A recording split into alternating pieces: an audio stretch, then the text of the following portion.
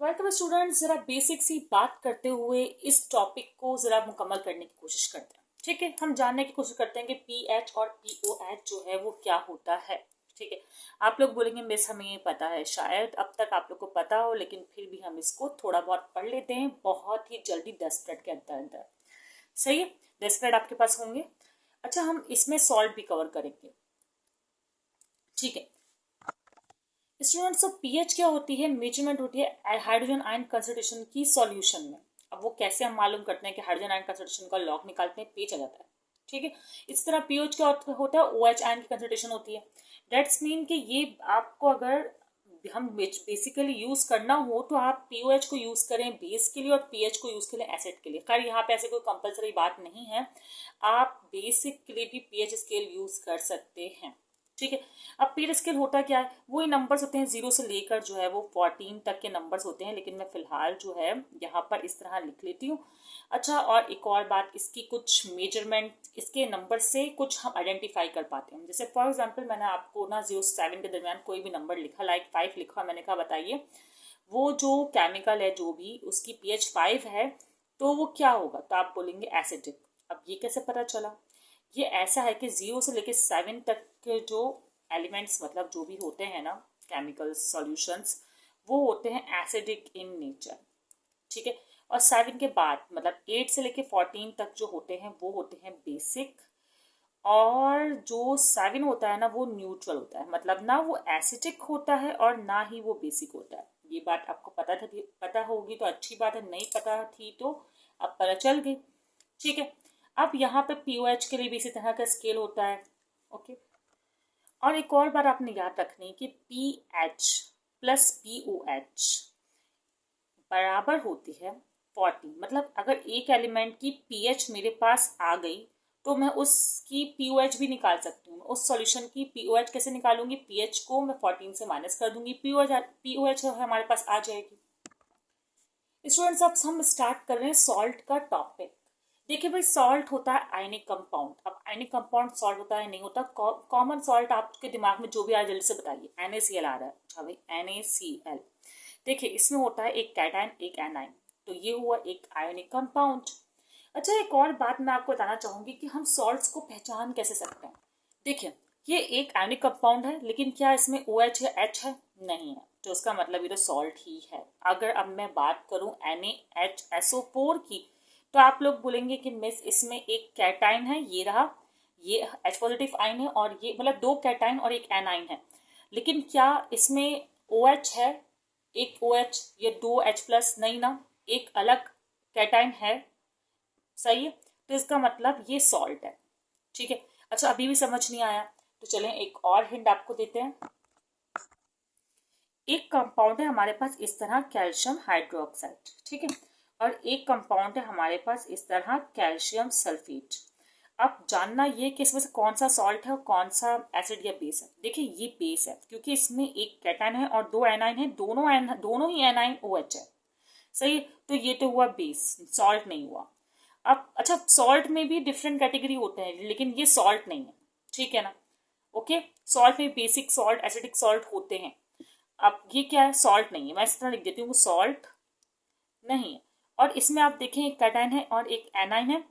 ठीक है, तो इसका मतलब कि ये सॉल्ट है। अब स्टूडेंट्स को दिमाग में ख्याल आता है कि मिस हमने तो एक इस तरह भी देखा है जिसमें जैसे कॉपर हो गया, OH हो गया और Cl हो गया। अब बताइए ये बेस है सॉल्ट, इसमें एक कैटाइन है और वो भी है। अब बताइए सॉल्ट है या नहीं? देखिए इसमें दोनों कैटाइन OH नहीं है ना, एक डिफरेंट, सॉरी दोनों एनाइन OH नहीं है ना, एक डिफरेंट एनाइन है, तो इसका मतलब ये सॉल्ट है। सही है, ओके। अब सॉल्ट कैसे बनता है? देखिए जब कोई एसिड, जैसे कि HCl बहुत स्ट्रॉन्ग एसिड है ना, और एक NaOH स्ट्रॉन्ग बेस है। खैर स्ट्रॉन्ग एसिड स्ट्रॉन्ग बेस होना जरूरी नहीं है, बस एसिड और बेस होना जरूरी है। ठीक है, तो वो रिएक्ट करते तो बनता है सॉल्ट एंड वाटर, इसे न्यूट्रलाइजेशन का प्रोसेस कहते हैं। सही है, और ये सॉल्ट है, मोस्ट कॉमन सॉल्ट। सही है, ओके। तो ये इस तरह एक प्रिपरेशन में मैंने आपको बता दी है। अब स्टूडेंट्स हम टाइप डिस्कस कर रहे हैं। टाइप कितनी होती है? एसिडिक, बेसिक और न्यूट्रल। अच्छा मैं आपको एक बात बता दूं, जो एसिडिक सॉल्ट होते हैं वो बनते हैं जब एक स्ट्रॉन्ग एसिड रिएक्ट करता है वीक बेस से, ठीक है, तब जो सॉल्ट बनेंगे वो होंगे एसिडिक सॉल्ट, और साथ में बाय प्रोडक्ट वाटर तो होगा, वो तो नॉर्मल है। क्यों? देखिए, इसमें जब स्ट्रॉन्ग एसिड होता है ना तो न्यूट्रलाइजेशन कंप्लीट नहीं होती, इनकम्प्लीट न्यूट्रलाइजेशन होती है। इसमें क्या होता है? Incomplete neutralization. क्यों? क्योंकि एसिड जो है वो काफी स्ट्रॉन्ग है जबकि बेस क्या है? वीक है। सही है ना? ठीक है। अगर हम इसके एग्जाम्पल्स की बात करें, अच्छा इनकी पीएच क्या होगी अगर मैं बताऊं तो पीएच जो है वो लेस देन 7 होगी।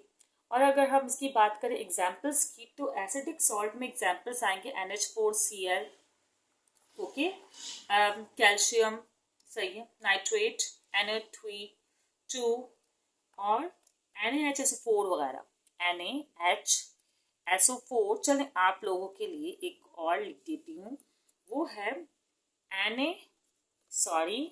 आई थिंक इट्स, अच्छा, NaH2PO4, सही।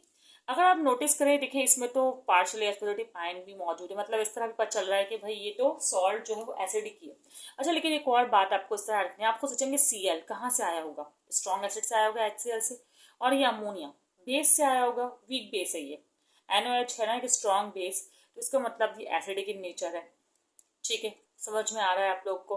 अगर हम कुछ और भी इसी तरह के एग्जाम्पल्स देखें तो हमें आइडियाज मिल सकते हैं। अगर हम केमिस्ट्री में जरा खो जाए ना और केमिस्ट्री को जरा समझने की कोशिश करें और इसे एब्जॉर्ब कर लेना तो हम ये सब याद भी रख सकते हैं। केमिस्ट्री मुश्किल नहीं लगेगी आपको। स्क्रीनशॉट क्लिक करें, फिर हम बेसिक सॉल्ट पढ़ते हैं। ये मैंने अपनी आर्टिस्टिक राइटिंग से बेसिक सॉल्ट लिखने की कोशिश की है, खैर जस्ट किडिंग।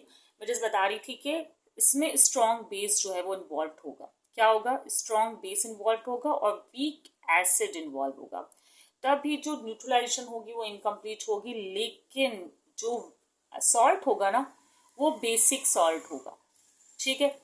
और वाटर तो भाई कंपलसरी है ना, बाय प्रोडक्ट जो है न्यूट्रलाइजेशन का, सही है। अच्छा, यहाँ तक ही हो जाएगा। आप वही बात की इनकम्प्लीट न्यूट्रलाइजेशन होगी वो आप नोट कर लेगा, और इसकी पीएच यकीनन 7 से कम तो नहीं होने से रही, 7 से ज्यादा ही होगी, है ना? क्यों 7 से ज्यादा होगी? भाई देखें, एक मिनट, क्योंकि आप लोग इसके लिए पढ़ चुके हैं तो 7 से ज्यादा पीएच होती है इसकी, 8, 9, 10 वो ही बेसिक इन नेचर होते हैं, बल्कि 8, 9 वाले जो होते हैं वो वीक बेस होते हैं। जो जितना 14 के करीब होगा वो उतना ज्यादा स्ट्रॉन्ग बेस होगा, बेसिक इन नेचर होगा। अगर अब इसकी एग्जाम्पल्स की बात करें, जल्दी में कर लेते हैं एग्जाम्पल्स, क्योंकि आप लोगों को कहा था कि 10 मिनट में पढ़ाना है और टाइम रह गया है कम।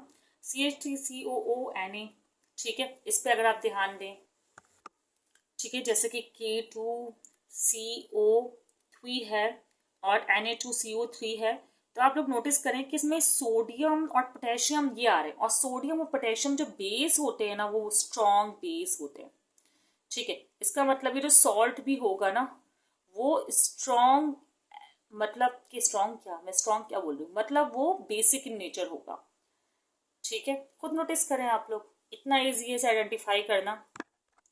अब न्यूट्रल सॉल्ट के बारे में क्या ही बताऊं, मैं आपको बता तो चुकी हूँ कि स्ट्रॉन्ग एसिड और स्ट्रॉन्ग बेस से जो सॉल्ट बनेगा वो न्यूट्रल सॉल्ट होगा। अच्छा, ये एरो है, ठीक है, वो न्यूट्रल सॉल्ट होगा और वाटर होगा साथ में, ठीक है। हर बार हालांकि तरह से लिखती हूँ मैं, वाटर को मैं नोटिस कर रही हूँ।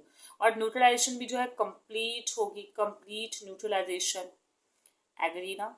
ठीक है। और इसकी एग्जाम्पल तो आप लोग के दिमाग में एक तो आ ही गई है, बस कमेंट कर दें अगर आ गई तो। NaCl है, ठीक है, और क्या है? KCl है, क्योंकि आपको पता है Cl फॉर्म स्ट्रॉन्ग एसिड और K स्ट्रॉन्ग बेस, दोनों ही स्ट्रॉन्ग है। K2SO4 की बात की जाए तो K फॉर स्ट्रॉन्ग बेस, और सल्फेट H2SO4 सा स्ट्रॉन्ग एसिड है। इस तरह के और एग्जाम्पल्स भी हैं, और इनकी पीएच जो होती है वो 7 होती है, ठीक है, ना ही लेस देन 7 ना ही greater than 7, equal to 7। Students, preparation of salt है जो मैं डिस्कस नहीं कर पाई वीडियो में, अभी बता रही हूँ कि सेकंड पॉइंट अगर आप नोट करें जिसमें लिखा हुआ है कि एसिड और बेस रिएक्ट करते हैं तो सॉल्ट बनता है, तो वो तो मैं बता चुकी हूँ। लेकिन पॉइंट 1 देखें जिसमें कह रहे हैं कि एसिड को आप मेटल से रिएक्ट करें, मेटल ऑक्साइड से रिएक्ट करें, मेटल हाइड्रोक्साइड से रिएक्ट करें, मेटल कार्बोनेट से रिएक्ट करें, मेटल बाइकार्बोनेट से रिएक्ट करें, तब भी सॉल्ट जो है वो बन जाता है। कुछ एग्जाम्पल्स आपके सामने हैं, आप प्रैक्टिस कर सकते हैं। अगर आप लोगों ने प्रिपरेशन ऑफ सॉल्ट का टॉपिक सेपरेटली पढ़ना हो, समझ ना आ रहा हो, तो कमेंट में मेंशन कर दीजिएगा।